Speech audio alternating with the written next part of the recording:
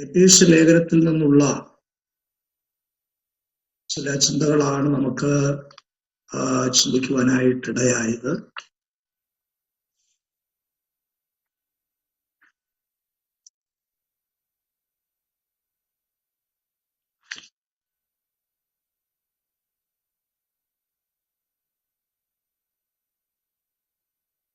ഒരു minute sorry.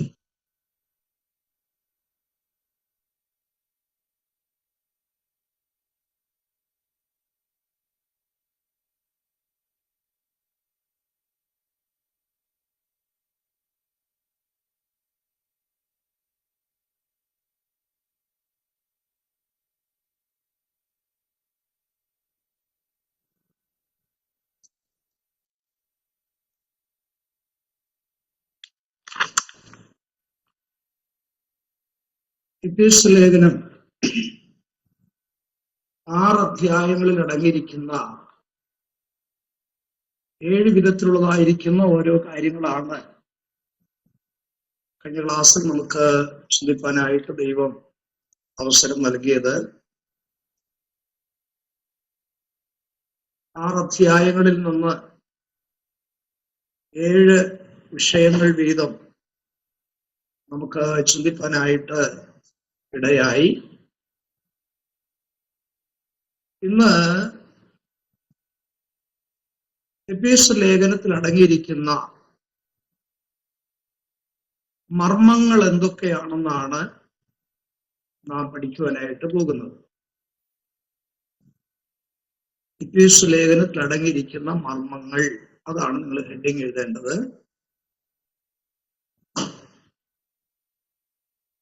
എഫേസ്യ ലേഖനത്തിൽ 4 വിധത്തിലുള്ളതായിരിക്കുന്ന മർമ്മങ്ങൾ അടങ്ങിയിട്ടുണ്ട്. അതിൽ ഒന്നാമതായിട്ട് ചിന്തിപ്പാനായിട്ട് നമ്മൾ പോകുന്നത് അതിന്റെ 1-ാം അധ്യായം 10-ാം വാക്യത്തിൽ അടങ്ങിയിരിക്കുന്ന ആദ്യത്തെ മർമ്മം എന്താണെന്ന് നാം ചിന്തിപ്പാനായിട്ട് പോവുകയാണ്. അവിടെ കൊടുത്തിരിക്കുന്ന മർമ്മത്തിന്റെ പേര് സമത്വ മഹത്വീകരണ മർമ്മം എന്നാണ്. ഒന്നാമതായിട്ട് നാം ചിന്തിപ്പാനായിട്ട് പോകുന്നത് സമത്വ മഹത്വീകരണ മർമ്മം. സമത്വ മഹത്വീകരണ മർമ്മം, ഇതാണ് ഒന്നാമതായിട്ട് നാം ചിന്തിപ്പാനായിട്ട് പോകുന്നത്. എഫേസ്യ ലേഖനം ഒന്ന് എടുത്താട്ടെ. എഫേസ്യ ലേഖനം അതിന്റെ 1-ാം അധ്യായത്തിന്റെ 10-ാം വാക്യത്തിൽ നമുക്കത് കാണുവാനായിട്ട് കഴിയും. 9-ഉം 10-ഉം വാക്യങ്ങൾ ചേർത്ത് വായിച്ചാട്ടെ. 9-ഉം 10-ഉം വാക്യങ്ങൾ പ്ലീസ്.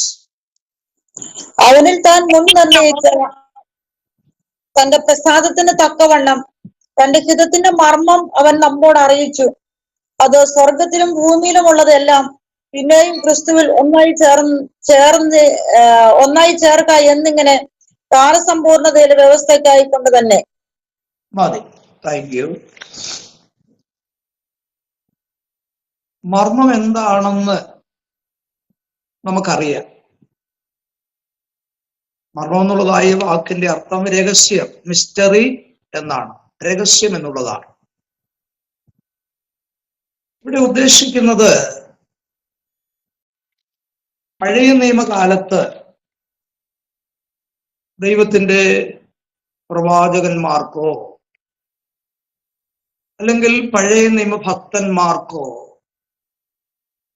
വെളിപ്പെടാതിരുന്ന, അല്ലെങ്കിൽ ദൈവം അവർക്ക് വെളിപ്പെടുത്തി കൊടുക്കാതിരുന്ന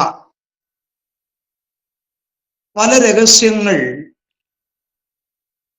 പുതിയ നിയമകാലത്ത് ദൈവം തന്റെ അപ്പോസ്തലന്മാർക്കും പ്രവാചകന്മാർക്കും ആത്മാവിൽ കൂടെ ദൈവം വെളിപ്പെടുത്തി കൊടുക്കുവാനായിട്ട് ഇടയായിട്ടുണ്ട്. അങ്ങനെയുള്ളതായിരിക്കുന്ന വെളിപ്പെടുത്തിയ കാര്യങ്ങളെ കുറിച്ചാണ് മർമ്മം എന്ന് നമുക്ക് പുതിയ നിയമ അർത്ഥത്തിൽ ചിന്തിക്കുവാനായിട്ടുള്ളത്.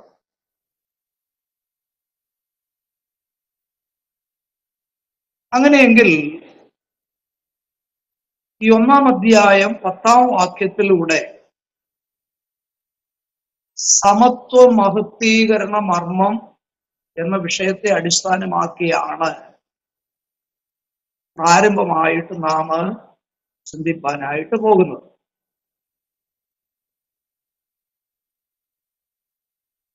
ദൈവത്തിന്റെ പദ്ധതിയുടെ വ്യവസ്ഥ എന്ന പ്രസ്താവനയിൽ പൗലോസിന്റെ ചിന്തയിലുള്ള ആ സമയത്തെ താന് പ്രകടമാക്കുകയാണ്. ഇവിടെ സമത്വ മഹത്വീകരണ മർമ്മം എന്നുദ്ദേശിക്കുന്നതിന്റെ അർത്ഥം, ഇവിടെ ഉദ്ദേശിക്കുന്ന കാര്യം ഭാവിയിൽ സംഭവിപ്പാൻ പോകുന്ന സഹസ്രാബ്ദ വാഴ്ചയെ പരാമർശിക്കുന്ന കാര്യമാണെന്ന് ഓർത്തുകൊള്ളണം. എന്ന് പറഞ്ഞാൽ നമ്മുടെ രാജാതിരാജാവും കർത്താതികർത്താവുമായുള്ള യേശുക്രിസ്തുവിന് ഭൂമിയിൽ ഭരണം നടത്തുവാനായിട്ട് കർത്താവ് മടങ്ങി വരും എന്നുള്ള വിഷയമാണ് നാം ഇതിലൂടെ ചിന്തിപ്പാനായിട്ട് പോകുന്നത്. ഒരു കാര്യം മനസ്സിലാക്കേണ്ടത്, നമ്മുടെ കർത്താവിന്റെ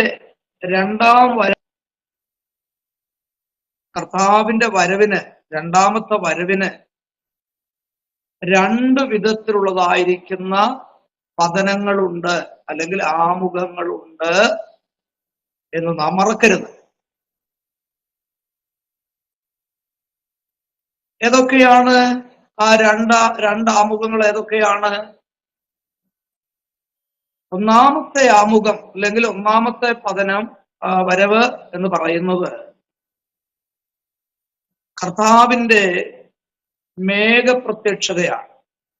മേഘപ്രത്യക്ഷത, അതിനെക്കുറിച്ച് 1 തെസ്സലോനിക്ക ലേഖനം 4-ാം അധ്യായം 16-17 വാക്യങ്ങളിലാണ് രേഖപ്പെടുത്തിയിരിക്കുന്നത്.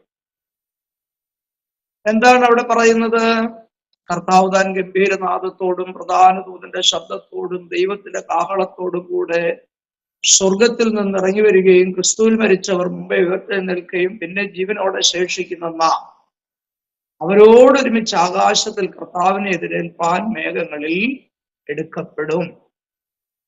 അത് കർത്താവിന്റെ രണ്ടാം വരവിന്റെ ഒന്നാമത്തെ ആമുഖമാണ്.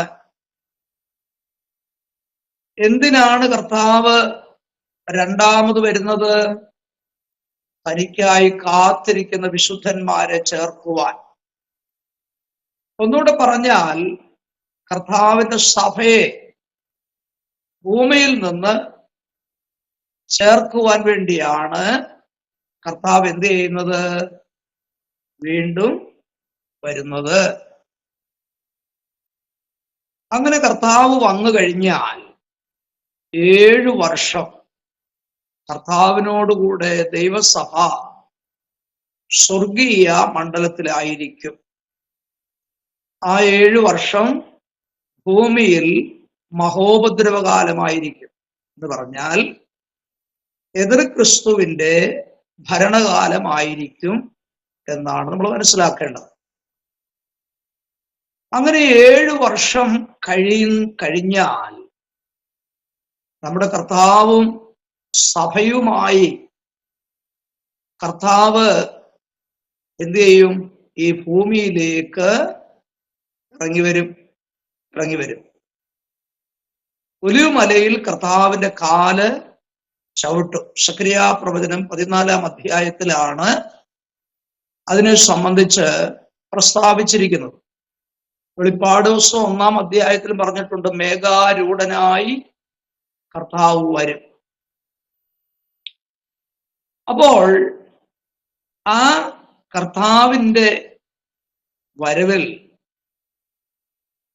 കർത്താവ് ഭൂമിയിലേക്കാണ് ഇറങ്ങി വരുന്നത്. എന്തിനാണ് കർത്താവ് വരുന്നത്? 1000 വർഷം ഭൂമിയിൽ വാഴുവാൻ വേണ്ടിയാണ് വരുന്നത്. ആ 1000 വർഷത്തെ ഭരണകാലത്തെയാണ് സഹസ്രാബ്ദ വാഴ്ച എന്ന് നാം വിളിക്കുന്നത്. ഇനി ശ്രദ്ധിച്ചാട്ടെ,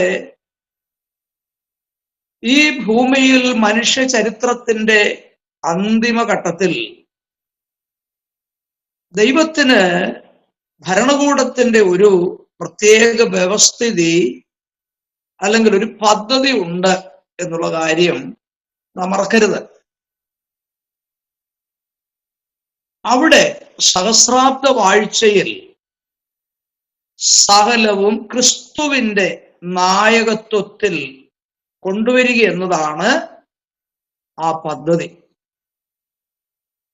സഹസ്രാബ്ദ വാഴ്ച സമയം എന്ന് വേണമെങ്കിൽ പറയാം.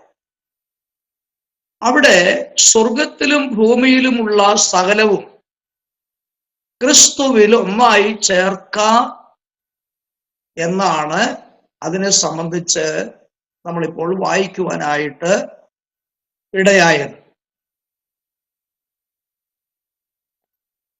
ഇന്ന് നമ്മുടെ കർത്താവ് തിരസ്കരിക്കപ്പെട്ടവനും കൈവിടപ്പെട്ടവനുമായ രക്ഷകനായിരിക്കുമ്പോൾ നമ്മുടെ കർത്താവ് അന്ന് സകലത്തിനും മുൻപനായി തീർന്നവനും സകലത്തിൻ്റെയും കർത്താവും സകല ലോക ആരാധനാ വിഷയവുമാകും. ഇതാണ് ദൈവത്തിന്റെ ലക്ഷ്യം അഥവാ ദൈവത്തിന്റെ പദ്ധതി.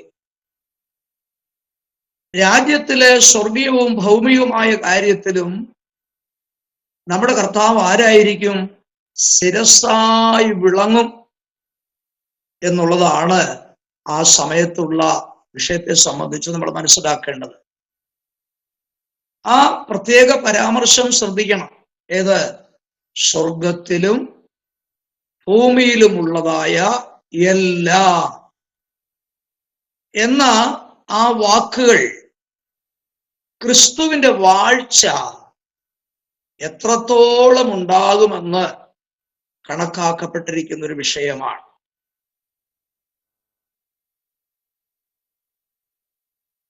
ബലറ്റ് എന്ന് പറയുന്ന ഒരു വേദപണ്ഡിതൻ അതിനെക്കുറിച്ച് പറഞ്ഞിരിക്കുന്നത്, മുൻപ് ആയിരുന്നതായ ഒരു രഹസ്യമാണിത് എന്ന് പറഞ്ഞാൽ, മുൻപ് ദൈവം ഇത് വെളിപ്പെടുത്തി കൊടുക്കാത്തതായ ഒരു രഹസ്യമാണ്. യെശയ്യാ പ്രവാചകന്റെ പുസ്തകം നമ്മൾ വായിക്കുമ്പോൾ ആ സഹസ്രാബ്ദ വാഴ്ചയിൽ നടക്കേണ്ടതായിരിക്കുന്ന പല കാര്യങ്ങളെ കുറിച്ച് യെശയ്യാവിന്റെ പുസ്തകത്തിൽ താന് പരാമർശിച്ചിട്ടുണ്ട്. എന്നാൽ എപ്പോഴെങ്കിലും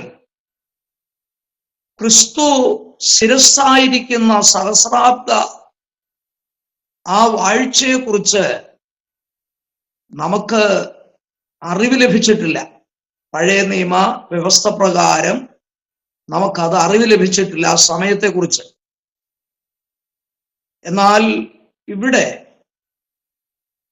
എഫേസ്യ ലേഖനം 1-ാം അധ്യായം 10-ാം വാക്യത്തിൽ വായിച്ച അവിടുത്തെ പ്രയോഗം എന്താണ്? സ്വർഗത്തിലും ഭൂമിയിലുള്ളത് എല്ലാം മഹത്വപൂർണനായ ക്രിസ്തുവിൽ ഒന്നായി ചേർക്ക എന്നുള്ളതായിരിക്കുന്ന ഒരു അനുഭവമാണ്. ഈ മർമ്മത്തിന്റെ ഒരു പ്രധാന ഘടകം എന്തെന്നാൽ, വിശ്വസിക്കുന്ന യഹൂദനും വിശ്വസിക്കുന്ന ജാതിക്കും ദൈവത്തിന്റെ ഈ മഹത്വമായ കാര്യപരിപാടിയിൽ അവർക്കിരുകൂട്ടർക്കും പങ്കുണ്ട് എന്നുള്ളതാണ്. ഈ മർമ്മത്തോടുള്ള ബന്ധത്തിൽ വിശ്വാസികളായ യഹൂദന്മാരെ പറ്റി എഫേസ്യ ലേഖനം 1:11-12 വാക്യങ്ങളിലും വിശ്വസിക്കുന്ന ജാതികളെ സംബന്ധിച്ചുള്ള കാര്യങ്ങൾ എഫെസ്യ ലേഖനം 1-ാം അധ്യായം 13-ാം വാക്യത്തിലും പിന്നീട് രണ്ടു കൂട്ടരെയും ഉൾപ്പെടുത്തി 14-ാം വാക്യത്തിലും അപ്പോസ്തലൻ ഇവിടെ വിവരിച്ചിരിക്കുന്നത് നമുക്ക് കാണാം. ഒന്നുകൂടെ ലളിതമായി ഈ ഭാഗത്തെക്കുറിച്ച് പറഞ്ഞാൽ, ഏദൻ പൂങ്കാവനത്തിൽ ആദാം ദമ്പതിമാരെ ദൈവം ആ നിഷ്കന്മഷ യുഗത്തിൽ അവരെ സൃഷ്ടിച്ച് അവരെ ആക്കിയതായിരിക്കുന്ന ആ കാലഘട്ടത്തിൽ യഹോവയായ ദൈവം എല്ലാ ദിവസവും വെയിലാർന്ന സമയത്ത് ആദാം ദമ്പതിമാരോട് കൂടെ അല്പസമയം ചെലവഴിക്കുവാൻ, കൂട്ടായ്മയ്ക്ക് വേണ്ടി യഹോവയായ ദൈവം എന്ത് ചെയ്യുമായിരുന്നു? ഇറങ്ങി വരുമായിരുന്നു. എന്ന് പറഞ്ഞാൽ സ്വർഗവും ഭൂമിയും തമ്മിൽ ഒരു വലിയ ബന്ധം ഉണ്ടായിരുന്നുവെന്നാണ് ഞാൻ പറഞ്ഞതിന്റെ അർത്ഥം. മനസ്സിലായോ? അക്ഷരികമായി തന്നെ യഹോവയായ ദൈവം, സ്വർഗത്തിൽ വസിക്കുന്ന ദൈവം അക്ഷരികമായി തന്നെ എന്ത് ചെയ്യുമായിരുന്നു? എല്ലാ ദിവസവും ഈ ഭൂമിയിൽ സ്ഥാപിക്കപ്പെട്ട ഏദൻ പൂങ്കാവനത്തിൽ തന്റെ സൃഷ്ടിയിൽ അതിമനോഹരമായി സൃഷ്ടിച്ച മനുഷ്യനുമായിട്ട് കൂട്ടായ്മ ബന്ധം പുലർത്തുവാൻ യഹോവയായ ദൈവം ഇറങ്ങി വരുമായിരുന്നു. പക്ഷെ എപ്പോഴാണ് ആ കൂട്ടായ്മ നഷ്ടപ്പെട്ടത് നമുക്കറിയാം. എപ്പോഴാ? ആദാം ദമ്പതിമാർ ദൈവകൽപ്പന ലംഘിച്ചപ്പോൾ, അഥവാ പാപം ചെയ്തപ്പോൾ, അന്ന് വരെ ഉണ്ടായിരുന്ന ആ കൂട്ടായ്മ എന്ത് ചെയ്തു? നഷ്ടപ്പെട്ടു പോയി. മനുഷ്യൻ പാപിയായി തീരുവാനിടയായി. അതിനുശേഷം ദൈവം എന്താ ചെയ്തത്? ഏദൻ തോട്ടത്തിൽ നിന്ന് ആദാം ദമ്പതിമാരെ എന്ത് ചെയ്തു? ഇറക്കി വിടുവാനിടയായി. പിന്നീട് അവർക്ക് ആ തോട്ടത്തിൽ വാസം ചെയ്യുവാനായിട്ട് കഴിയാതെ പോയി. ഇനി ഞാൻ പറയുന്ന കാര്യം ശ്രദ്ധിക്കുക. അങ്ങനെ സ്വർഗത്തിനും ഭൂമിക്കും ഉണ്ടായിരുന്ന ആ ഒരു ബന്ധം നഷ്ടപ്പെട്ട് ദൈവമായിട്ടുള്ള കൂട്ടായ്മ ഇല്ലാതായി തീർന്ന മനുഷ്യവർഗം മുഴുവനും ഏകന്റെ പാപം നിമിത്തം എല്ലാവരും ഭൂമിയിൽ പാപികളായി തീരുവാനിടയായി. റോമാലേഖനത്തിൽ അതാ നമ്മൾ വായിക്കുന്നത്. എന്താ വായിക്കുന്നത്? ഏക മനുഷ്യനാൽ പാപവും പാപത്താൽ മരണവും ലോകത്തിൽ കടന്നു എന്ന് നമ്മൾ അതാ വായിക്കുന്നത്. എന്നാൽ ആ ഒരു അനുഭവത്തിൽ ഇനി ദൈവമായിട്ടൊരു ബന്ധം വേണ്ട. ദൈവത്തിൽ നിന്ന് മനുഷ്യൻ അകന്നു പോയി. അവൻ പാപിയായി പോയി. ആ സ്ഥിതിയിൽ മനുഷ്യൻ എന്നും ആയിരിക്കട്ടെ എന്ന് ദൈവം കരുതിയില്ല. ആ മനുഷ്യനെ വീണ്ടെടുത്ത് ആ പൂർവകാല അവസ്ഥയിലേക്ക് അവനെ കൊണ്ടുവരുവാൻ വേണ്ടിയാണ് ദൈവം തന്റെ ഏകജാതനായ പുത്രനായ ക്രിസ്തുവിനെ ഈ ലോകത്തിലേക്ക് ഒരു മനുഷ്യനായിട്ട് അയക്കുവാനിടയായി. ദൈവം നമുക്ക് വേണ്ടി ചെയ്ത കരുതലുകൾ നമ്മൾ ഓർക്കണം. ദൈവം ആത്മാവാ, അല്ലേ? ആത്മാവാകുന്ന ദൈവത്തിന് എങ്ങനെ ഒരു മനുഷ്യനായി ഇറങ്ങി വരുവാൻ കഴിയും? അത് നമ്മൾ ചിന്തിക്കേണ്ട ഒരു കാര്യമാണ്. എന്തിനാണ് ഒരു മനുഷ്യനായിട്ട് ദൈവം ഇറങ്ങി വന്നതെന്നറിയാമോ? മനുഷ്യന്റെ പാപത്തെ ചുമക്കുവാൻ ഒരു ജഡം, ഒരു ശരീരം ആവശ്യമായി വന്നു. ആത്മാവാകുന്ന ദൈവത്തിന് മനുഷ്യനായി തീരേണ്ടതായ അവസ്ഥ ഉണ്ടായതിന്റെ കാരണം അതാ. അപ്പൊ മനുഷ്യന്റെ പാപം വഹിക്കുവാൻ ഒരു ശരീരം വേണ്ടി വന്നു.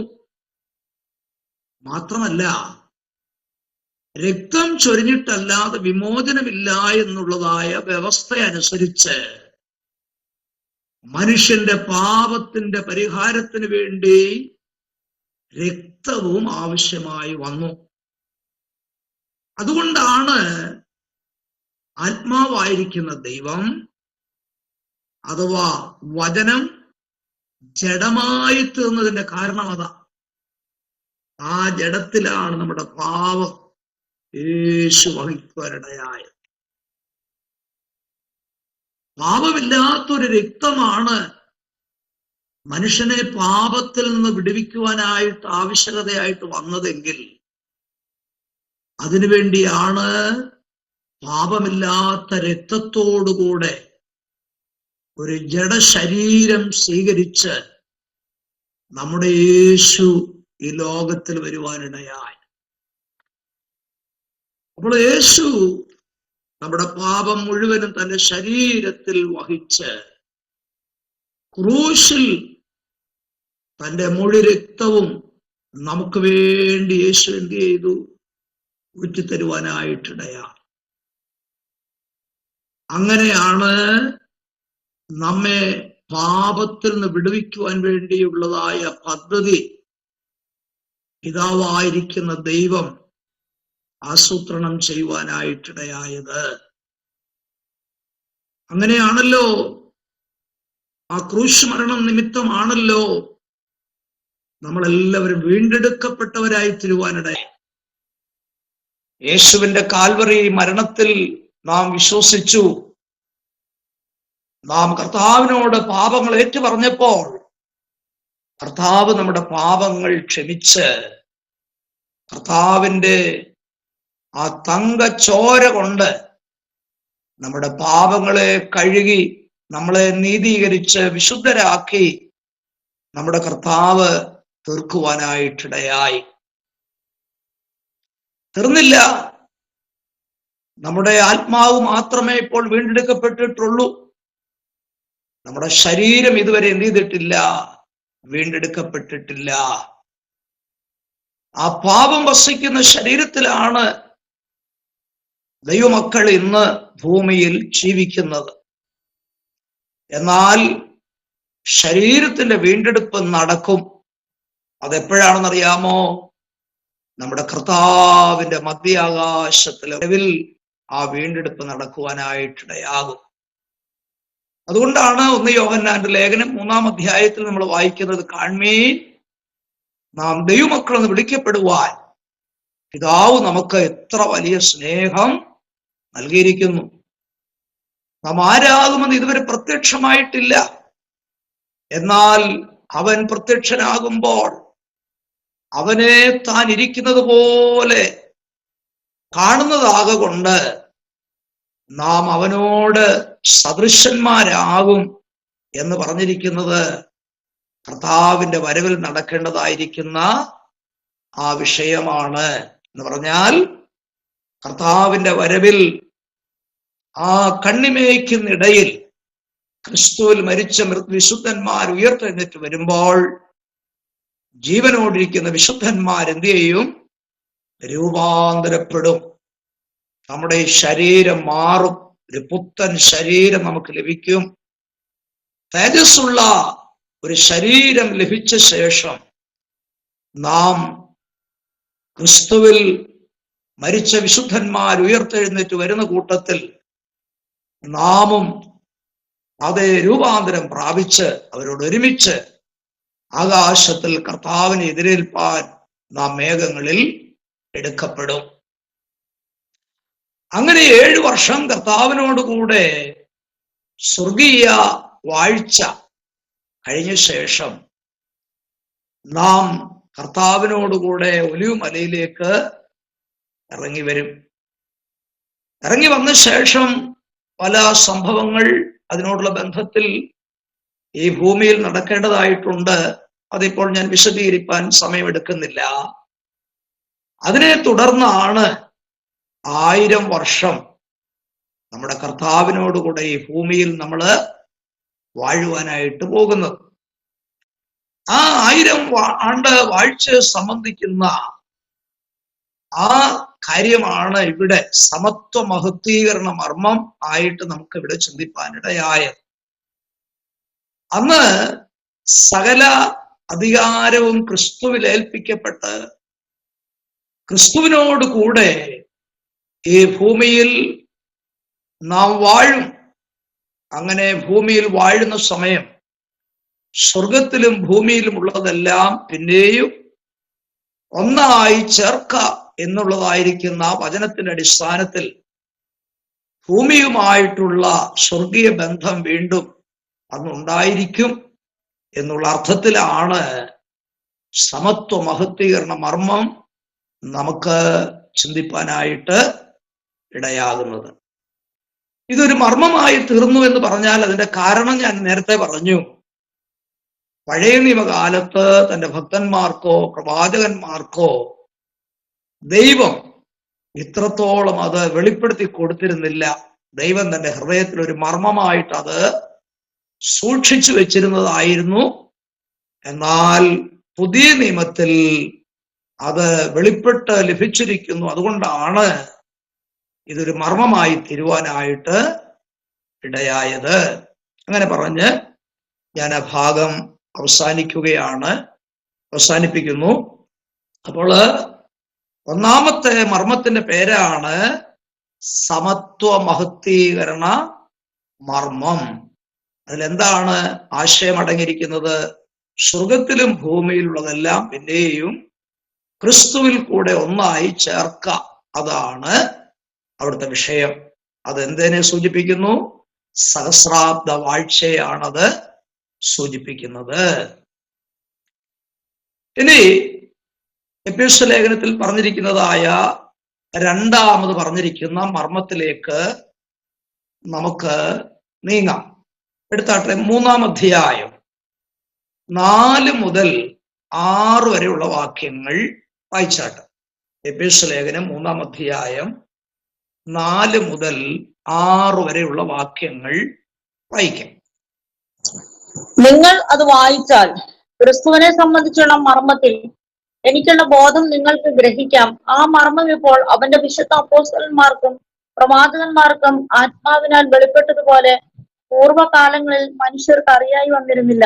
അതോ ജാതികൾ സുവിശേഷത്താൽ ക്രിസ്തുയേശുവിൽ കൂട്ടവകാശികളും ഏക ശരീരസ്ഥരും വാഗ്ദത്തത്തിൽ പങ്കാളികളും ആകണം എന്നുള്ളത് തന്നെ. Thank you. ഇവിടെ നാം വായിച്ചിരിക്കുന്ന എഫേസ്യ ലേഖനം 4 മുതൽ 6 വരെയുള്ള ഈ വേദഭാഗങ്ങളിൽ അടങ്ങിയിരിക്കുന്ന മർമ്മത്തിന്റെ പേര് ഏകയോഗ്യതാ മർമ്മം എന്നുള്ള പേരിനാലാണ് അറിയപ്പെടുന്നത്. എന്താണ്? ഏകയോഗ്യത മർമ്മം. ഏകയോഗ്യതാ മർമ്മം.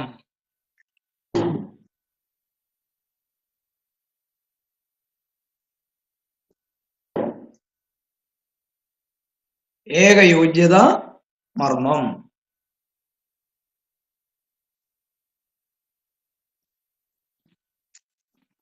അപ്പൊ ഈ ഭാഗം വായിച്ചപ്പോഴും പൂർവകാലങ്ങളിൽ അഥവാ പഴയ നിയമകാലങ്ങളിൽ ദൈവം വെളിപ്പെടുത്തി കൊടുക്കാതിരുന്ന മറ്റൊരു കാര്യത്തെ സംബന്ധിച്ച് ഇവിടെ പ്രസ്താവിച്ചിരിക്കുകയാണ്. അപ്പൊ ഈ മർമ്മം വെളിപ്പെട്ട് കിട്ടിയത് ആർക്കാണ്? ദൈവത്തിന്റെ ദാസനായിരിക്കുന്ന പൗലോസിനാണ് ഇത് വെളിപ്പെട്ട് കിട്ടുവാനായിട്ട് ഇടയായി.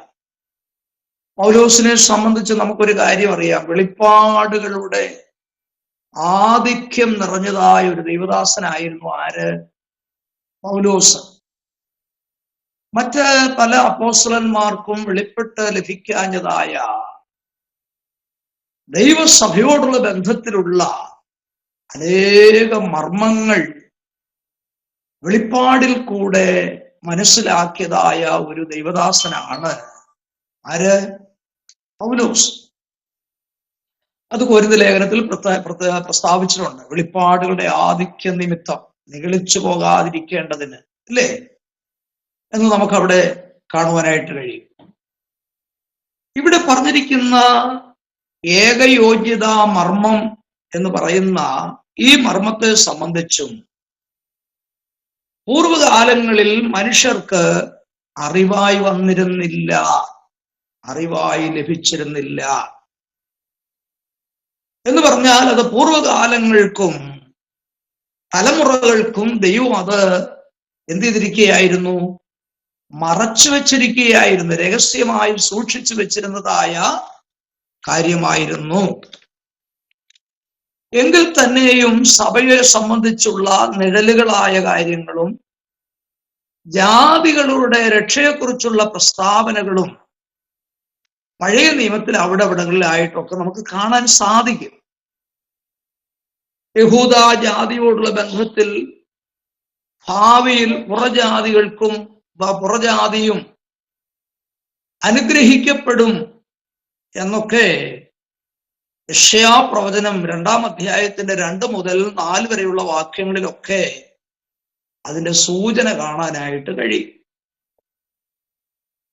ഇസ്രായേലിന്റെ രാജാവിനെ പറ്റിയും രാജ്യത്തെ പറ്റിയൊക്കെ പ്രവാചകൻ പറഞ്ഞിട്ടുണ്ട്. എന്നാൽ മശിഹായുടെ കഷ്ടങ്ങളെ പറ്റിയും പിൻവരുന്ന മഹിമയെ പറ്റിയും ഒക്കെ പ്രവാചകന്മാർ ആരാഞ്ഞു നോക്കി പറഞ്ഞിട്ടുണ്ടെങ്കിലും ആദ്യം അവൻ ക്രൂശിക്കപ്പെടും, അനന്തരം മഹത്വത്തിന്റെ രാജാവായി വാഴുകയും ചെയ്യും എന്നൊന്നും അവർക്ക് വ്യക്തമായി മനസ്സിലാക്കുവാൻ സാധിച്ചിട്ടില്ല. എന്നാൽ ദാനിയേൽ പ്രവാചകന്റെ പുസ്തകം നമ്മൾ പഠിക്കുകയാണെങ്കിൽ അതിന്റെ 9-ാം അധ്യായം പഠിക്കുമ്പോൾ 70 ആഴ്ചവട്ടങ്ങളെ സംബന്ധിച്ച് ആ പുസ്തകത്തിൽ പറഞ്ഞിട്ടുണ്ട്. 70 ആഴ്ചവട്ടം. ഈ ബൈബിൾ സ്റ്റഡിയോടുള്ള ബന്ധത്തിൽ ദാനിയേൽ പ്രവചനത്തെ സംബന്ധിച്ച് നമ്മൾ പഠിച്ചതായി ചിലര് എങ്കിലും ഇതിനകത്ത് പഠിച്ചവരുണ്ട്. ആ 70 ആഴ്ചവട്ടം ദാനിയേൽ പ്രവചനം 9-ാം അധ്യായത്തിൽ പറഞ്ഞിരിക്കുന്ന 70 ആഴ്ചവട്ടത്തെ സംബന്ധിക്കുന്ന വിഷയത്തോടുള്ള ബന്ധത്തിൽ 69 ആഴ്ചവട്ടം തീരുന്നത് ഹോശന്ന ദിവസത്തിൽ യേശു കഴുതമേൽ കയറി ദേവാലയത്തിലേക്ക് പ്രവേശിക്കുന്ന ദിവസമാണ് എന്നൊരു കണക്ക് അവിടെ പഠിക്കുവാനായിട്ട് ഇടയായിട്ടുണ്ട്. അങ്ങനെ 69 ആഴ്ചവട്ടം കഴിഞ്ഞ് ആ സമയത്ത് തന്നെ അതിനുശേഷം ആ ആഴ്ചയിൽ തന്നെ കർത്താവ് ക്രൂശിക്കപ്പെടുവാനിടയായി. അങ്ങനെ ക്രൂശിക്കപ്പെട്ട ശേഷം ദൈവസഭ ഭൂമിയിൽ രൂപം കൊണ്ടു. ഇത്യാദി കാര്യങ്ങളൊന്നും ദാനിയേൽ പ്രവചനത്തിൽ പറഞ്ഞിട്ടില്ല. 69 ആഴ്ചവട്ടം കഴിഞ്ഞാൽ പിന്നെ വരേണ്ടത് 70-ാമത്തെ ആഴ്ചവട്ടമാണ്. ആ 70-ാമത്തെ ആഴ്ചവട്ടം എന്ന് പറയുന്നതാണ് മഹോപദ്രവകാലം. ആ 7 വർഷം വരാൻ പോകുന്നതേ ഉള്ളൂ. ദാനിയേൽ പ്രവചനം പഠിച്ചവർക്ക് ഞാൻ പറയുന്ന കാര്യങ്ങൾ ഒന്നുകൂടെ വ്യക്തമായി മനസ്സിലാക്കാൻ കഴിയും. എന്നാൽ 69 ആഴ്ചവട്ടം കഴിഞ്ഞ് 70-ാമത്തെ ആഴ്ചവട്ടമാകുന്ന മഹോപദ്രവകാലം വരാനുള്ളതാണെങ്കിൽ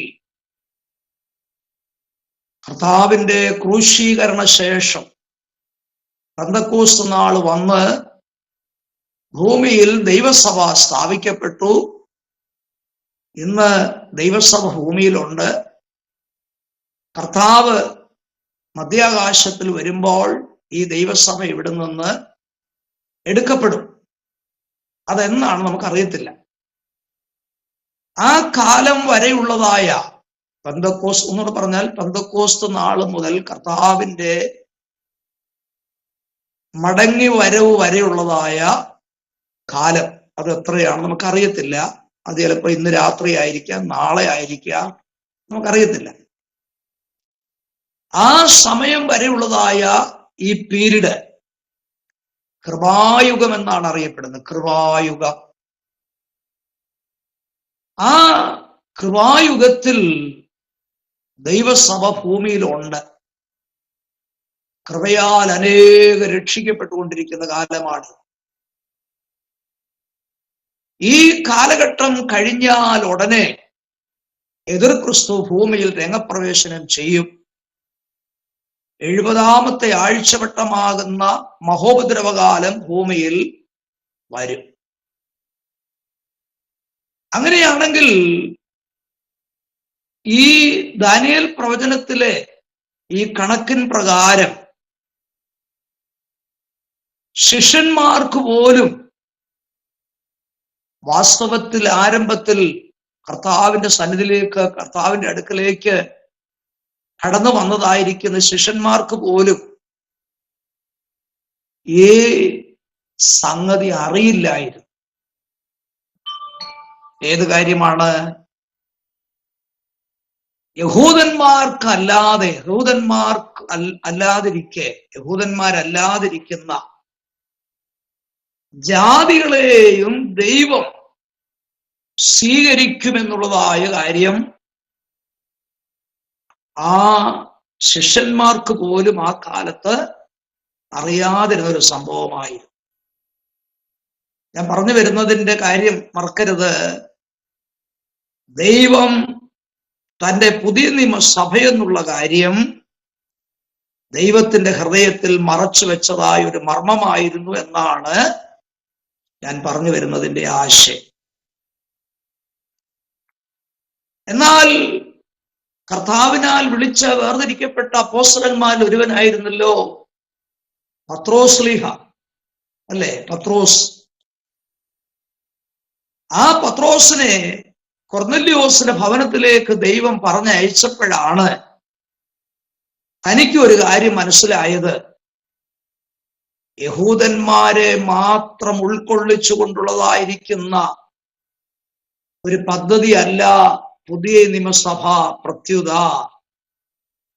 യഹൂദന്മാരല്ലാതിരിക്കുന്ന സകല ജാതികൾക്കും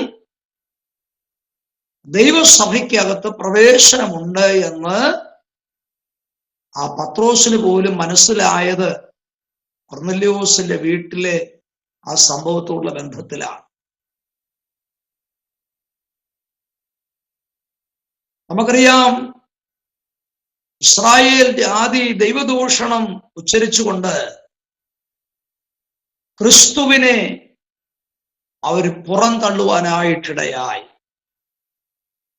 ഹോശന്നാ ദിവസത്തിലാണ് അത് സംഭവിച്ചത്. സ്വന്തത്തിലേക്ക് വന്ന യേശുവിനെ മശിഹായായിട്ട് അവർ സ്വീകരിച്ചില്ല.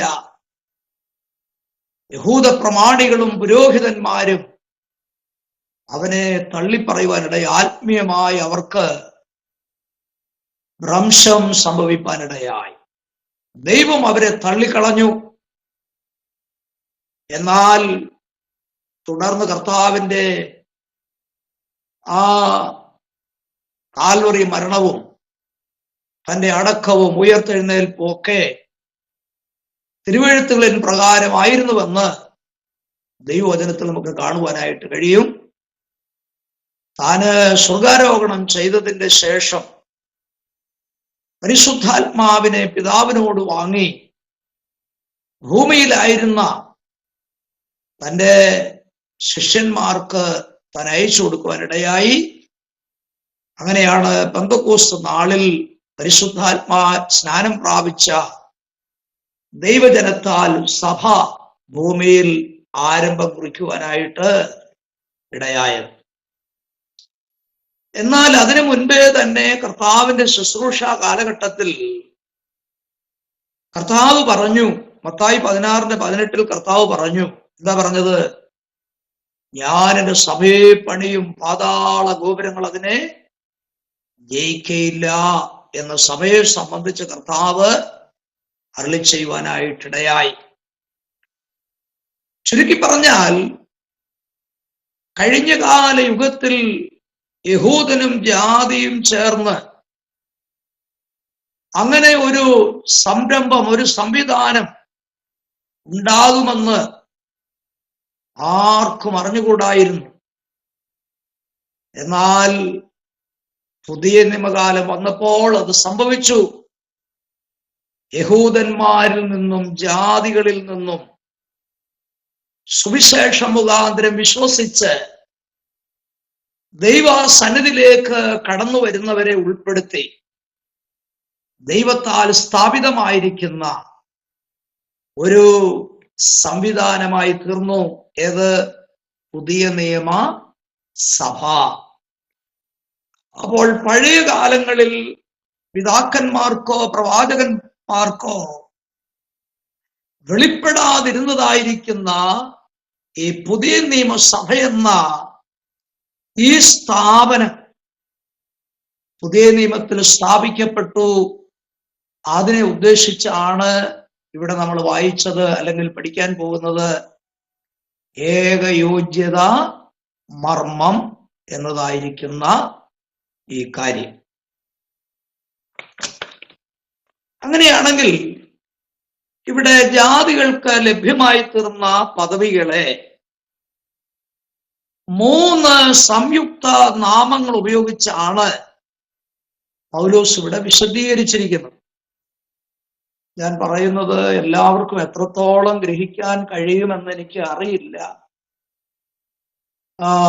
നിങ്ങൾക്കത് മനസ്സിലാകുന്നുവെന്ന് ഞാൻ വിശ്വസിക്കുകയാണ്. വളരെ ശ്രദ്ധിച്ചിരുന്നെങ്കിൽ മാത്രമേ ഈ ഭാഗങ്ങൾ നമുക്ക് ഗ്രഹിക്കാനായിട്ട് സാധിക്കത്തുള്ളൂ. ഏകയോഗ്യത മർമ്മം എന്ന് പറയുന്ന ഈ മർമ്മത്തിൽ 3 സംയുക്ത നാമങ്ങൾ കാണുവാനായിട്ട് സാധിക്കും. അതാണ് നമ്മൾ ഇനി ചിന്തിക്കാനായിട്ട് പോകുന്നത്. ഏകയോഗ്യത മർമ്മത്തിൽ അടങ്ങിയിരിക്കുന്ന 3 സംയുക്ത നാമങ്ങൾ ഏവ. അതാണ് അടുത്തതായിട്ട് നമ്മൾ ചിന്തിക്കാനായിട്ട് പോകുന്നത്. അതിന്റെ 6-ാം വാക്യം ഒന്നുകൂടെ വായിച്ചാട്ടെ. 6-ാം വാക്യം.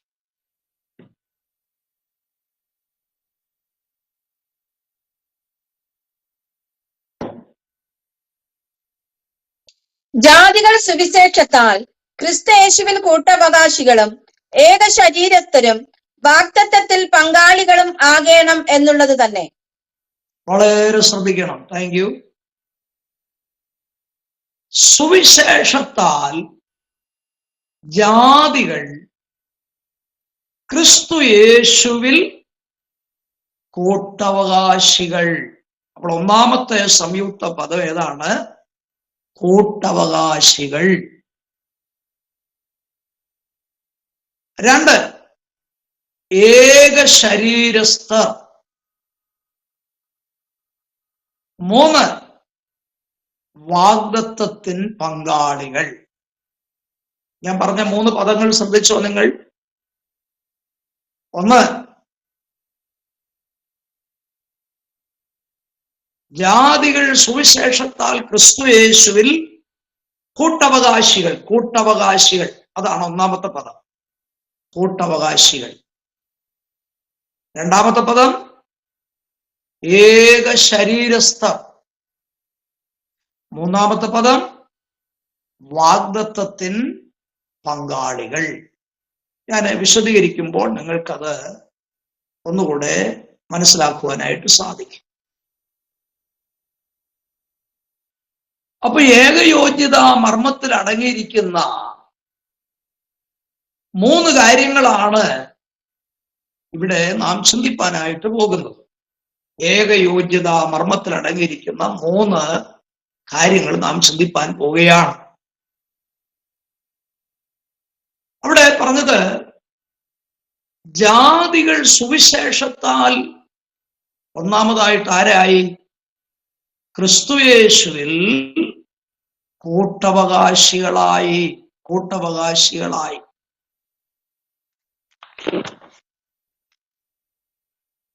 അപ്പോൾ കർത്താവായിരിക്കുന്ന യേശു ക്രിസ്തുവിന് വിശ്വസിച്ച് കടന്നു വരുന്ന ജാതികൾ പഴയ നിയമത്തിൽ ദൈവത്താൽ തെരഞ്ഞെടുക്കപ്പെട്ടതായിരിക്കുന്ന യഹൂദനോടൊപ്പം അവർക്ക് എന്ത് ലഭിച്ചു? കൂട്ടവകാശം ലഭിച്ചു. കൂട്ടവകാശം ലഭിച്ചു. ഞാൻ ചോദിക്കട്ടെ, ഈ അവകാശമൊക്കെ ആർക്കായിരുന്നു? പഴയ നിയമ യഹൂദന്മാർക്കേ ആയിരുന്നു, അല്ലേ? ദൈവത്തിന്റെ അവകാശികൾ അവരായിരുന്നു. ദൈവത്തിനുള്ളതിന്റെ എല്ലാ അവകാശികൾ അവരായിരുന്നു.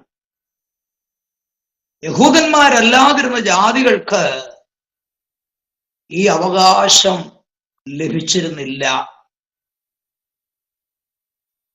എന്നാൽ ശ്രദ്ധിച്ചോ,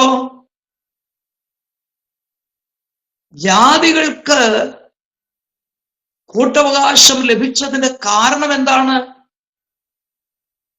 സുവിശേഷമാണ് അതിന്റെ കാരണം. സുവിശേഷം.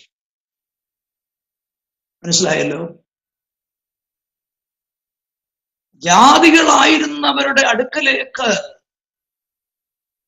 സുവിശേഷം കടന്നു വന്നതിന്റെ ഫലമായി, ആ സുവിശേഷത്തിൽ വിശ്വസിച്ചതിന്റെ ഫലമായി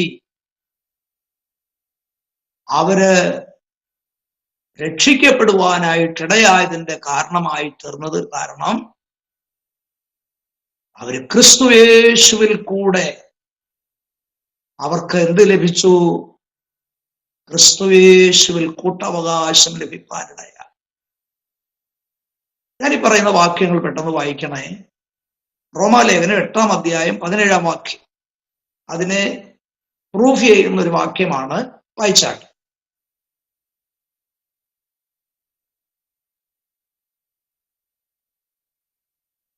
വായിക്കാൻ താമസിക്കുന്നല്ലോ.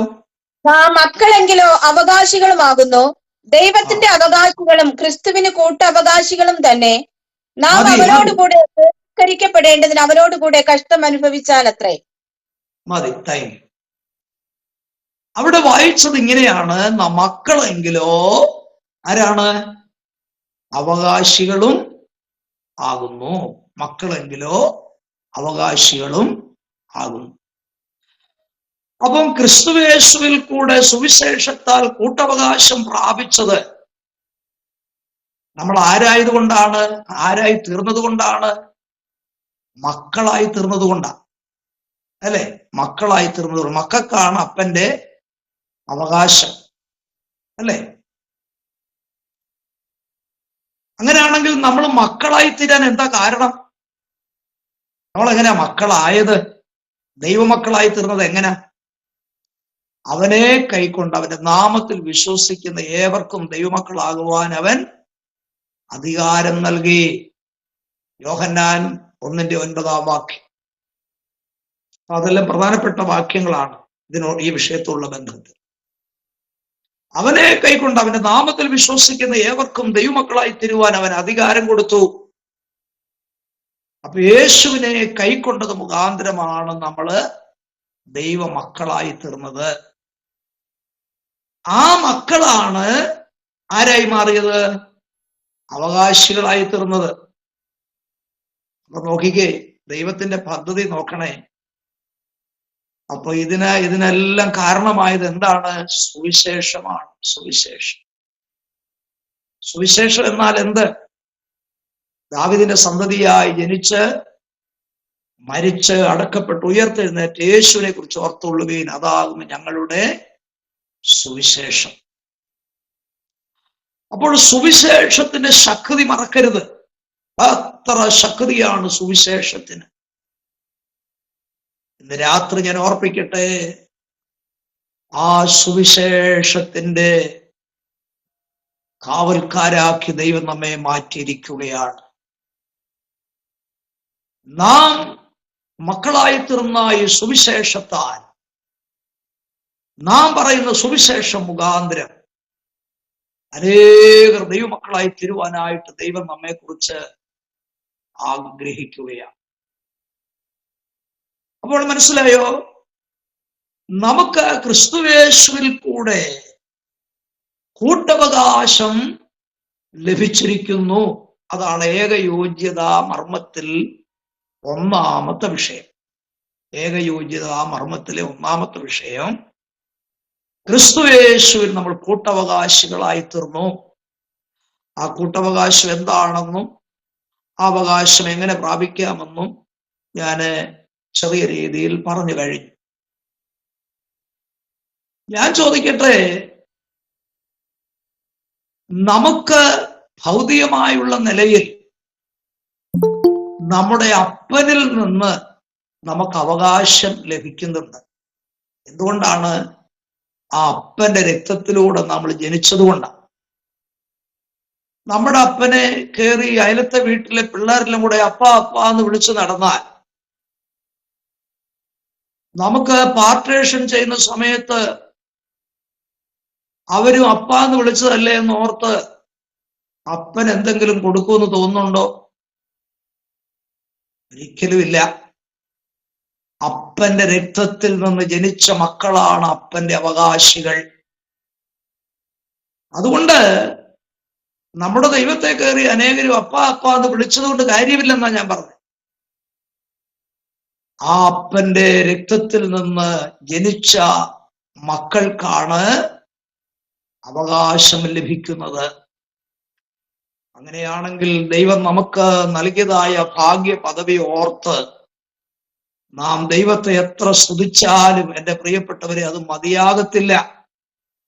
കാരണം സ്വർഗീയ പൗരതയോട് ബന്ധമില്ലാതെ, സ്വർഗത്തിലെ അവകാശങ്ങൾക്ക് യാതൊരു അവകാശവുമില്ലാതിരുന്ന നമ്മെ ദൈവം തന്റെ പുത്രൻ മുഖാന്തരം സുവിശേഷത്താൽ ജനിപ്പിച്ചത് നിമിത്തം, യേശു ക്രിസ്തുവിൽ കൂടെ വിശ്വസിച്ചത് നിമിത്തം നമുക്ക് ക്രിസ്തു യേശുവിൽ കൂട്ടവകാശം ലഭിച്ചിരിക്കുന്നുവെന്ന് ഓർത്ത് നമുക്ക് ദൈവത്തെ സ്തുതിക്കുകയും ദൈവത്തെ മഹത്വപ്പെടുത്തുകയും ചെയ്യാം.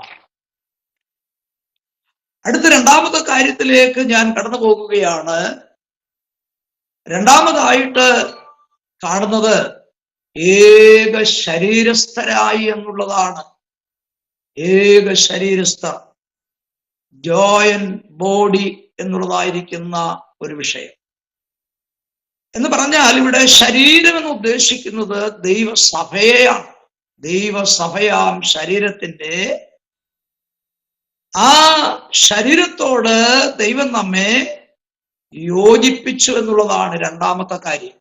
ഏക ശരീരസ്ഥരാക്കി, ഏക ശരീരസ്ഥരാക്കി. വായിച്ചാട്ടെ, 1 കൊരിന്ത്യർ ലേഖനം 12-ാം അധ്യായം 13-ാമത്തെ വാക്യം വായിച്ചേ. 1 കൊരിന്ത്യർ ലേഖനം 12-ാം അധ്യായം 13-ാം വാക്യം എടുത്തവരാരായാലും വായിച്ചാട്ടെ.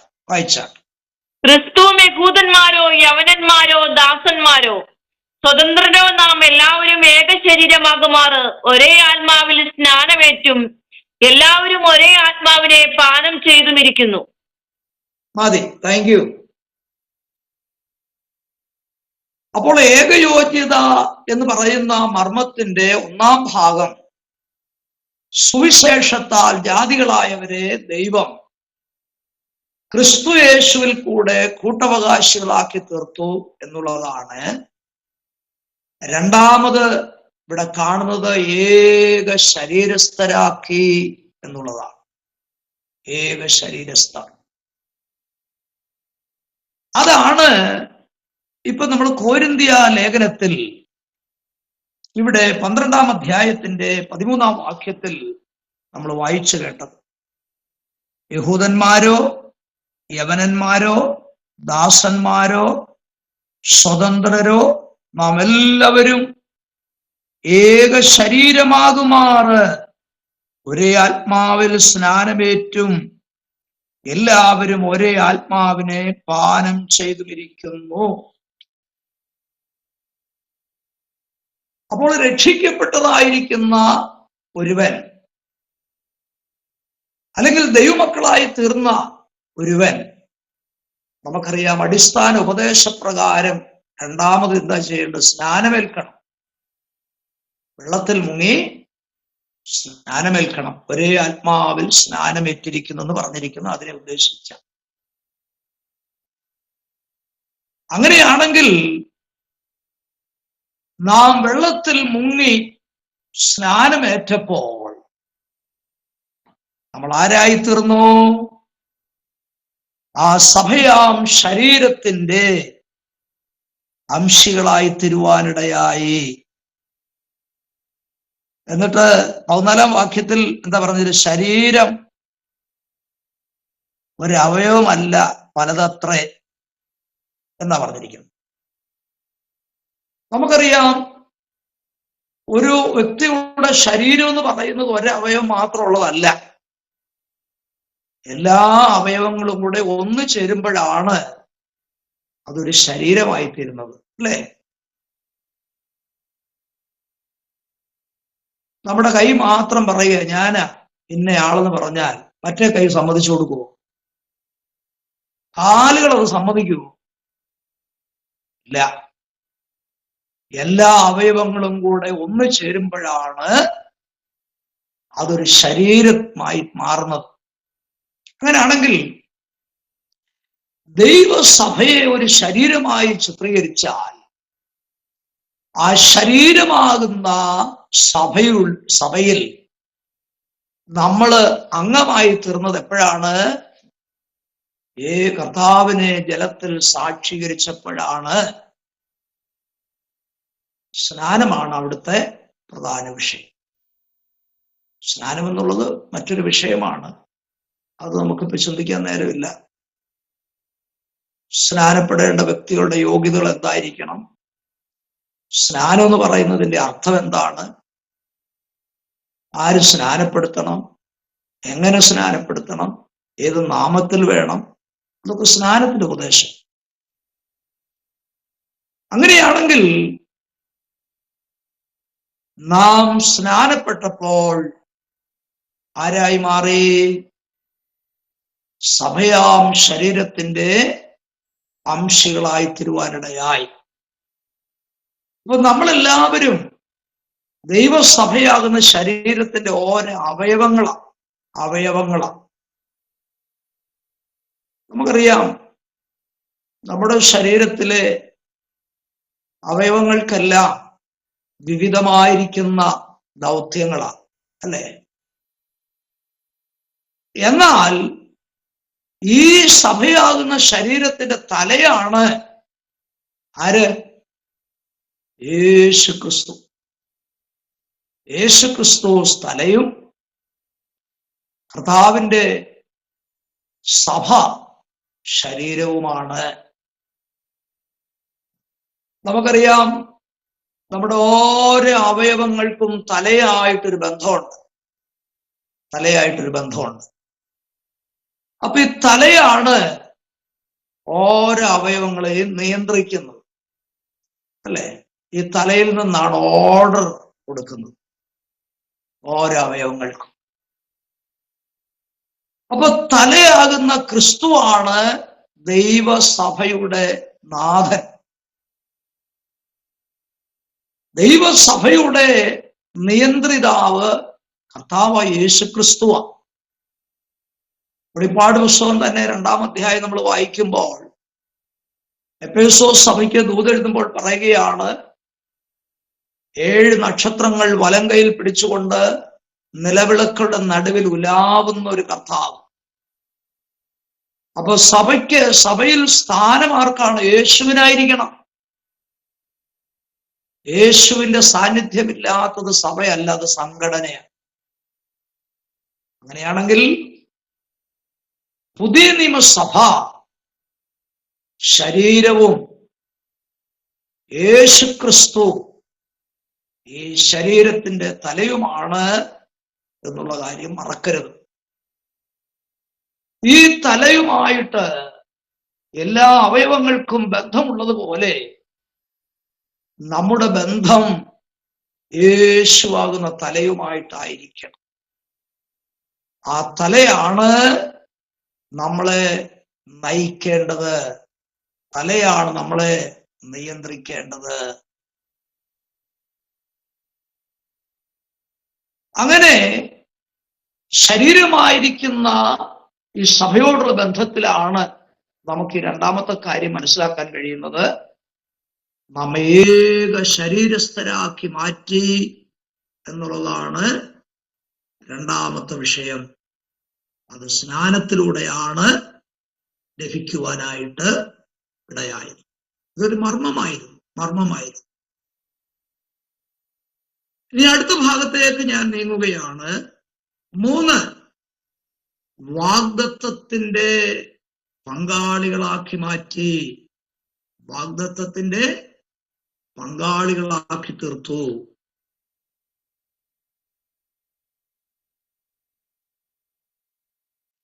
നമുക്കറിയാം, പഴയ നിയമഭാഗം നാം ശ്രദ്ധിച്ചാൽ വാഗ്ദത്തങ്ങളെല്ലാം ആർക്കുള്ളതായിരുന്നു?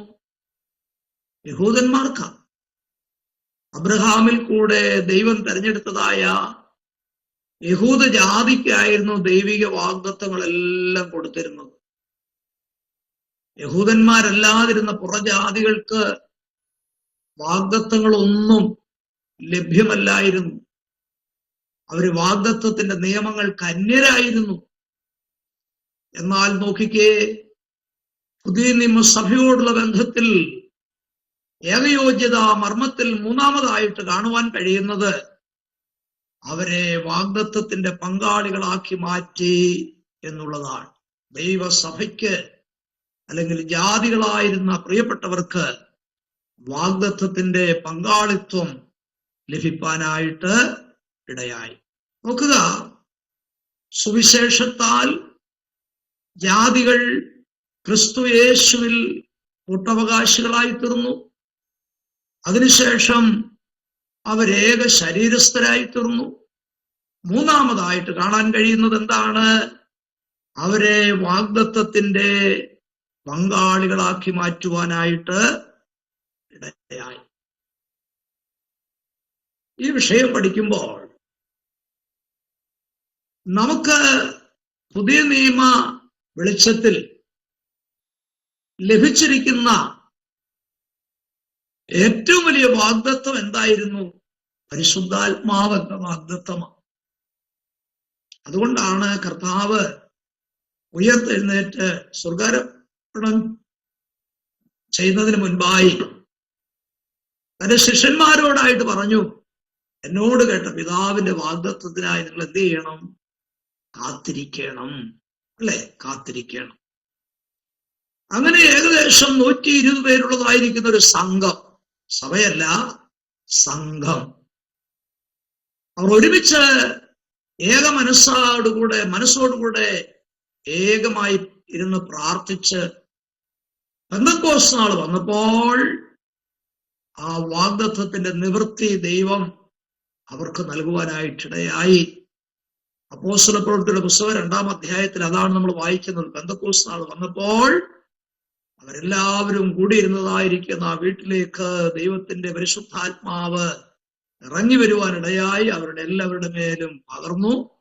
ആത്മാവ് ഉച്ചരിപ്പാൻ നൽകിയതുപോലെ അവർ അന്യഭാഷകളിൽ സംസാരിച്ചു തുടങ്ങി എന്നെല്ലാം നമ്മൾ വായിക്കുന്നത് ആ സംഭവത്തോടുള്ള ബന്ധത്തിലാണ്.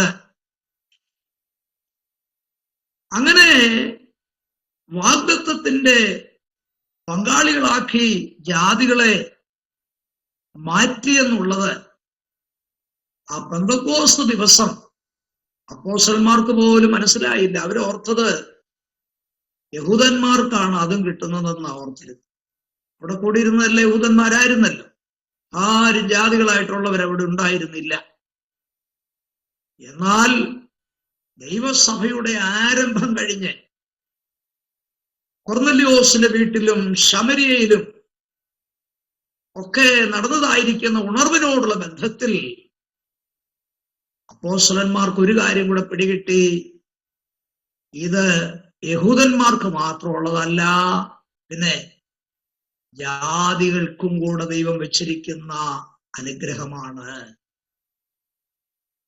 കൊർന്നല്യോസിന്റെ വീട്ടിൽ ഒരു കൂട്ടം ജാതികളാണ് അവിടെ പത്രോസിനെ കാത്തിരുന്നത്, അല്ലെ? പത്രോസ് അവരോട് ദൈവവചനം പറഞ്ഞുകൊണ്ടിരുന്നപ്പോൾ തന്നെ അവരുടെ മേൽ പരിശുദ്ധാത്മാവ് ഇറങ്ങി വന്നു. അവരും ആത്മാവിൽ നിറഞ്ഞു. അവരും അന്യഭാഷയിൽ ദൈവത്തെ സ്തുതിച്ചു. ഇല്ലേ? ശമര്യയിലും അങ്ങനെയാണ് നടന്നത്. എഫേസോ സഭയോടുള്ള ബന്ധത്തിലും അങ്ങനെയാണ് നടന്നത്.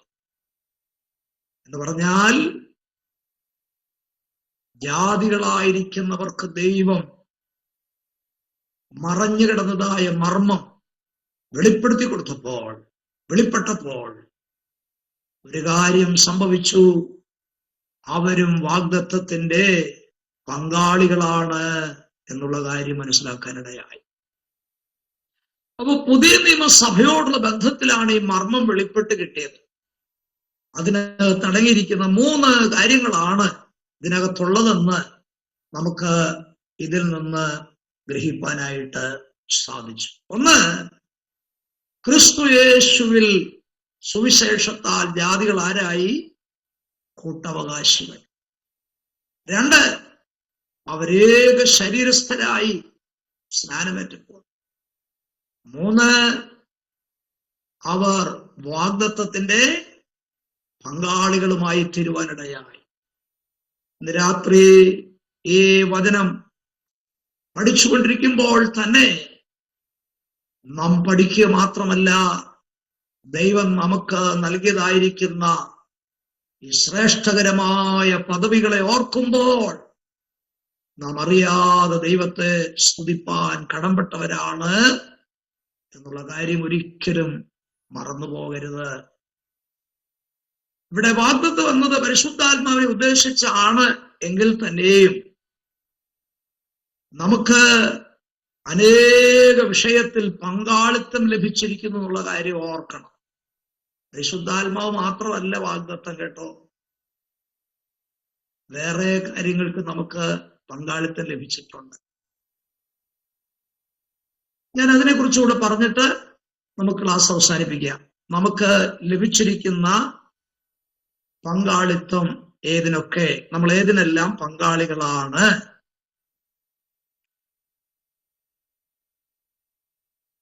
വാക്യങ്ങളെടുത്ത് വായിക്കാൻ സമയമില്ലാത്തത് കൊണ്ട് വാക്യങ്ങൾ നിങ്ങൾ നോട്ട് ചെയ്തുകൊള്ളണം.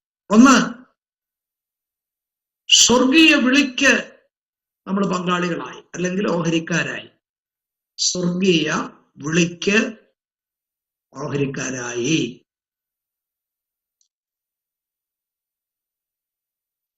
എബ്രായ ലേഖനം 3-ാം അധ്യായം 1-ാം വാക്യം.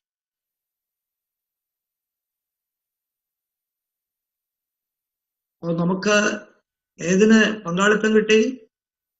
സ്വർഗീയ വിളിക്ക്. എത്ര ശ്രേഷ്ഠമായ പദവിയാ അല്ലേ? നമ്മളെ വിളിച്ചതാരാ? സ്വർഗത്തിൽ ഇരുന്നു കൊണ്ട് ദൈവമാണ് വിളിച്ചത്. അതുകൊണ്ടാണ് ഇതിന്റെ ഈ വിളിയുടെ പേര് എങ്ങനെ വന്നത്? സ്വർഗീയ വിളി. സ്വർഗീയ വിളി. അപ്പൊ സ്വർഗീയ വിളിക്ക് നമ്മള് പങ്കാളികളാണ്. ആരേലും ചോദിച്ചാൽ പറയണം അല്ലേ? ആരാ നിന്നെ ഇങ്ങോട്ട് വിളിച്ചത് ചോദിച്ചാൽ പറയണം, സ്വർഗത്തിൽ ഇരുന്നുകൊണ്ട് എന്റെ ദൈവം വിളിച്ചതാ. പിന്നെ എന്നെ ചോദിക്കാൻ ആൾക്കാര് എന്ന് പറഞ്ഞാൽ ആരും വഴിതെറ്റി വന്നതല്ലെന്നാ ഞാൻ പറഞ്ഞത്. നമ്മളൊക്കെ സ്വർഗീയ വിളിക്ക് ഓഹരിക്കാരാ. 2, കൃപയ്ക്ക് പങ്കാളികളാക്കി. കൃപ. ഫിലിപ്പിയർ 1:7. അപ്പൊ ദൈവം ചൊരിയുന്നതായ കൃപയ്ക്ക് നമ്മൾ ആരായി? പങ്കാളികളായി കേട്ടോ. കൃപയ്ക്ക് നമ്മൾ പങ്കാളികളാണ്. ഫിലിപ്പിയർ 1:7. അടുത്തത്, കർത്താവിന്റെ മേശയിൽ നമ്മൾ പങ്കാളികളായി. കർത്താവിന്റെ മേശയിൽ പങ്കാളികളായി. 1 കൊരിന്ത്യർ 10:21.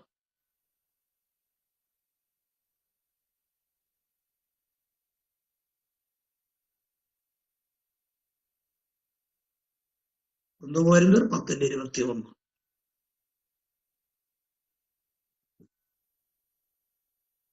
എത്ര വലിയ ശ്രേഷ്ഠമായ പദവിയാണല്ലേ? അപ്പം ഒന്നാണെങ്കിലും ആ അപ്പത്തിന്റെ അംശികളാക്കി ദൈവം നമ്മെ മാറ്റി. വലിയ ശ്രേഷ്ഠ പദവിയാ ആ പങ്കാളിത്തം. കർത്താവിന്റെ മേശയിൽ ദൈവം നമ്മെ പങ്കാളികളാക്കി. അടുത്തത്, സുവിശേഷ ഘോഷണത്തിൽ ദൈവം നമ്മെ പങ്കാളികളാക്കി.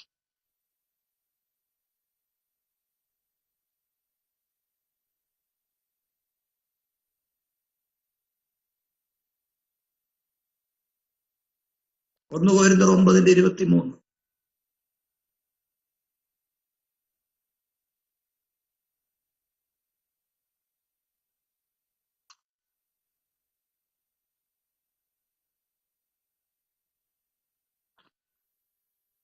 സുവിശേഷം ഘോഷിക്കുവാനായിട്ട് ദൈവം നമ്മെ പങ്കാളിത്തം ഏൽപ്പിച്ചിരിക്കുക. സുവിശേഷ ഘോഷണത്തിൽ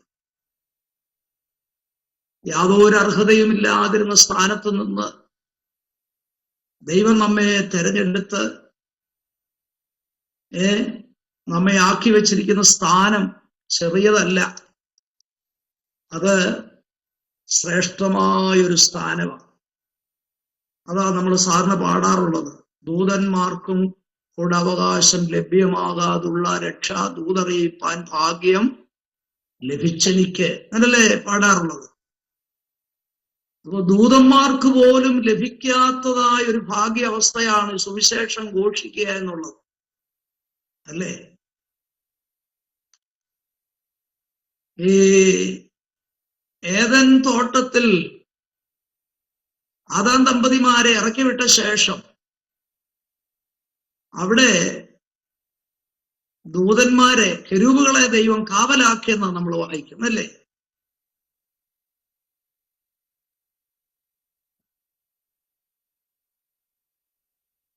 മാത്രമല്ല, ഈ തോൽക്കൊല്ലനായിരിക്കുന്ന ഷീമോന്റെ വീട്ടിൽ പത്രോസ് ഉണ്ട്, അവനെ വരുത്തണം എന്ന് കൊർന്നല്യോസിനോട് ദൈവം അറിയിപ്പ് കൊടുത്തത് ആരെ കൊണ്ടാ? ദൂതന്മാരെ കൊണ്ടല്ലേ? ദൂതന്മാരെ കൊണ്ട. ആ അറിയിപ്പ് കൊടുത്താൽ മതി ദൂതൻ, അത്രേ ദൂതനെ കുറിച്ച് ദൈവം ഉദ്ദേശിക്കുന്നു. പക്ഷെ സുവിശേഷം പറയാൻ പത്രോസിനെയാ ദൈവം ഏൽപ്പിച്ചത്. ആ ദൂതൻ മുഖാന്തരം സുവിശേഷം പറയാനായിട്ട് ദൈവം ഏൽപ്പിച്ച പോരായിരുന്നോ? ഒക്കെയല്ല. ആ ദൂതന് വേണ്ടി അല്ല കർത്താവ് മരിച്ചത്. ദൂതന് യേശുവിന്റെ ക്രൂശീകരണ മുഖാന്തരമായിട്ട് ഒരനുഭവം അവനുണ്ടായിട്ടില്ല. പക്ഷേ ക്രൂശ് നിമിത്തമായിട്ട് രക്ഷ പ്രാപിച്ചത് മനുഷ്യരായ നമ്മളെ അനുഭവമുള്ളവര്. അതുകൊണ്ട് സുവിശേഷ ഘോഷണം ദൈവം നമ്മയാണ് ഫലമേൽപ്പിച്ചിരിക്കുന്നത്. സുവിശേഷ ഘോഷണത്തിൽ പങ്കാളികളാക്കി. അടുത്തത്, യേശുവിന്റെ കഷ്ടതയിലും രാജ്യത്തിലും നമ്മെ പങ്കാളികളാക്കി. വെളിപ്പാട് 1-ാം അധ്യായം 8-9 വാക്യം.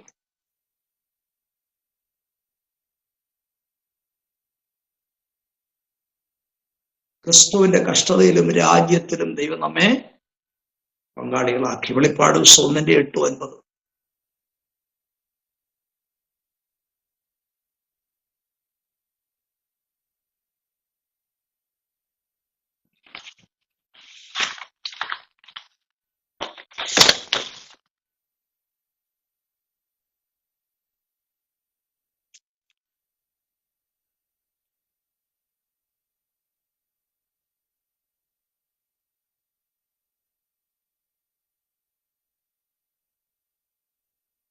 അടുത്തത്, ആത്മീയ നന്മകൾക്ക് ദൈവം നമ്മെ പങ്കാളികളാക്കി. ആത്മീയ നന്മകൾക്ക് ദൈവം നമ്മെ പങ്കാളികളാക്കി. റോമർ 15:27.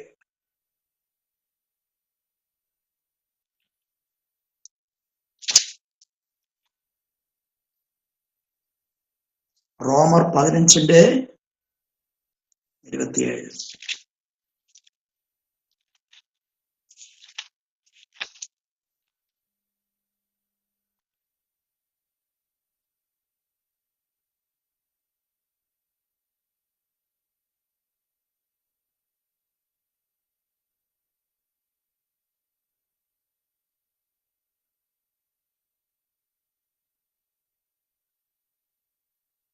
അടുത്തത്,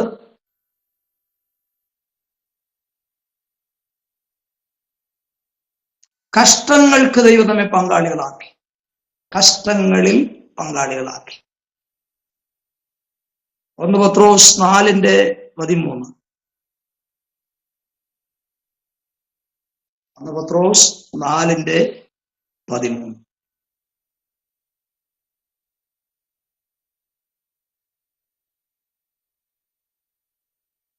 കർത്താവ് പറഞ്ഞത് അതുതന്നെയാണ്. ലോകത്തിൽ നിങ്ങൾക്ക് കഷ്ടം ഉണ്ട് എന്നാണ് കർത്താവ് പറഞ്ഞത്. ലോകത്തിൽ നിങ്ങൾ കഷ്ടമുണ്ട്. കർത്താവ് പറഞ്ഞ ഞാൻ ലോകത്തെ ജയിച്ചിരിക്കുന്നു. അതുകൊണ്ട് ദൈവം അറിയാതെ ദൈവം അനുവദിക്കാതെ നമ്മുടെ ജീവിതത്തിൽ കഷ്ടങ്ങൾ വരികയില്ല. ആ കഷ്ടത അനുഭവിപ്പാൻ ഇടയാകുന്നുവെങ്കിൽ നമ്മുടെ ദൈവത്തിന്റെ അറിവോടുകൂടെ മാത്രമേ അത് സംഭവിക്കുകയുള്ളൂ. കഷ്ടങ്ങളിൽ കൂടെ അനേക നന്മകൾ ദൈവം നമ്മുടെ മേൽ ചൊരിയുന്ന ദൈവമാണ്. 46-ാം സങ്കീർത്തനത്തിൽ എന്താ വായിക്കുന്നത്? കഷ്ടങ്ങളിൽ അവൻ ഏറ്റവും അടുത്ത തുണയാണ്. നമ്മുടെ കർത്താവ് അടുത്ത തുണയാണ്. നമ്മുടെ ജീവിതത്തിൽ കഷ്ടങ്ങൾ വരുമ്പോഴാണ് നമ്മൾ അറിയുന്നത് കർത്താവ് ഏറ്റവും അടുത്തുണ്ടായിരുന്നുവെന്ന്. അങ്ങനെ കഷ്ടങ്ങളിലൂടെ കടന്നു പോകുമ്പോൾ ഒരിക്കലും കർത്താവ് നമ്മെ കൈവിടുന്ന ദൈവമല്ല. കർത്താവ് ഒരിക്കലും നമ്മെ വിട്ട് അകന്നു പോകുന്ന ദൈവമല്ല. നാം കഷ്ടതയിലൂടെ പോകുമ്പോൾ കർത്താവ് നമ്മുടെ ഏറ്റവും അടുത്ത് സ്ഥിതി ചെയ്യുവാനായിട്ടിടയാവും. അത് കഷ്ടങ്ങൾ വരുമ്പോഴാണ് നമുക്ക് മനസ്സിലാക്കുവാനായിട്ട് സാധിക്കുന്നത്. അപ്പോൾ സ്വർഗീയ വിളിക്ക് ദൈവം നമ്മെ പങ്കാളികളാക്കി, കൃപയ്ക്ക് ദൈവം നമ്മെ പങ്കാളികളാക്കി, കർത്താവിന്റെ മേശയിൽ നമുക്ക് പങ്കാളിത്വം നൽകി, സുവിശേഷ ഘോഷണത്തിൽ നമ്മെ പങ്കാളികളാക്കി, യേശുവിന്റെ കഷ്ടതയിലും രാജ്യത്തിനും നമ്മെ പങ്കാളികളാക്കി, ആത്മീയ നന്മകളിൽ ദൈവം നമ്മെ പങ്കാളികളാക്കി, അതുപോലെ കഷ്ടങ്ങൾക്ക് ദൈവം നമ്മെ പങ്കാളികളാക്കി. അപ്പോൾ ഏകയോഗ്യത മർമ്മത്തിൽ അടങ്ങിയിരിക്കുന്നതായ 3 വിഷയങ്ങളാണ് ഇത്തരണത്തിൽ നമുക്ക് ചിന്തിപ്പാനായിട്ടിടയായത്. ഒന്ന്, സുവിശേഷത്താൽ ജാതികൾ ക്രിസ്തുയേശുവിൽ കൂട്ടവകാശികളായി തീർന്നു. അവകാശം പ്രാപിപ്പാൻ മക്കളാകണം. മക്കൾക്കാണ് അവകാശം. അത് നമുക്ക് ലഭിച്ചത് സുവിശേഷത്താലാണ്. അടുത്തതായിട്ട് ഏക ശരീരസ്ഥരാക്കി നമ്മെ മാറ്റി ശരീരമാകുന്ന സഭയോട് നമ്മെ അംശികളാക്കി തീർത്തത് സ്നാനത്തിലൂടെയാണ് എന്ന് ഗ്രഹിപ്പാൻ കഴിയും. 3-ാമത്തെ ചിന്തയാണ് നാം അവസാനമായി ചിന്തിച്ചത്, വാഗ്ദത്തത്തിന്റെ പങ്കാളികളാക്കി. പുതിയ നിയമ വെളിച്ചത്തിൽ പരിശുദ്ധാത്മാവ് വാഗ്ദത്തമായി നിലകൊള്ളുമ്പോൾ ആ പരിശുദ്ധാത്മാവിന്റെ പങ്കാളികളാക്കി നമ്മെ തീർക്കുവാനായിട്ട് ദൈവം ഇടയാക്കി. ഇതെല്ലാം പൂർവകാലങ്ങളിൽ മറഞ്ഞിരുന്ന മർമ്മമായിരുന്നുവെങ്കിലും പുതിയ നിയമ വെളിച്ചത്തിൽ തന്റെ അപ്പോസ്തലന്മാർക്കും പ്രവാചകന്മാർക്കും ദൈവം അത് വെളിപ്പെടുത്തി കൊടുത്തത് കൊണ്ടാണ് നമുക്ക് ഇത്രയും കാര്യങ്ങൾ ഗ്രഹിപ്പാനും പഠിപ്പാനും ഇന്ന് രാത്രി ഇടയായത്.